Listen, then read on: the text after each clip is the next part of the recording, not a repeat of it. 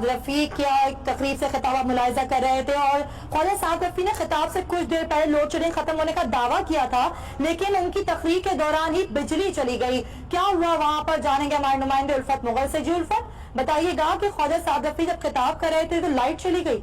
मसाले के खिलाफ आज जो यौम स्याह मनाया जा रहा है उसके हवाले से एक तकरीब मुनक्किद की गई थी, जिससे वफाकी वजीर ख्वाजा साद रफी खिताब कर रहे थे और वो अपनी हुकूमत की जो कामयाबियां हैं, जो कारनामे हैं, वो गिनवा रहे थे, जिनमें से लोड शेडिंग एक थी। और उनका कहना था कि नवाज शरीफ ने मुल्क से लोड शेडिंग के अंधेरों को खत्म कर दिया है।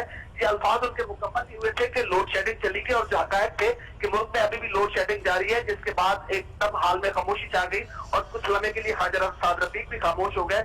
शायद उनका अपना दावा उनके अपनी आंखों के सामने गलत साबित हुआ। कुछ ही देर बाद जनरेटर ऑन कर दिया गया और लाइट दोबारा शुरू होगी और जो तकरीब है उसका दोबारा से आगाज हो गया। जी ठीक है, उल्फत मुगल हमारे साथ ही मौजूद रहेगा। जैसा हमारे नाजरीन देख सकते हैं कि ख्वाजा साद रफी अपनी तकरीर के दौरान ये कहने लगे कि आज लोड शेडिंग माजी से कम है और भी कम हो गई है, शायद बिजली कम हो गई है, क्योंकि जब वो खिताब कर रहे थे तो बिजली चली गई और लोड शेडिंग कम करने का दावा जिस तरह हुकूमत करती रहती है, लेकिन उनका दावा ही रहता है। और आपने देखा कि आज ख्वाजा साद रफी जब खिताब कर रहे थे तो उनके खिताब के दौरान लाइट चली गई।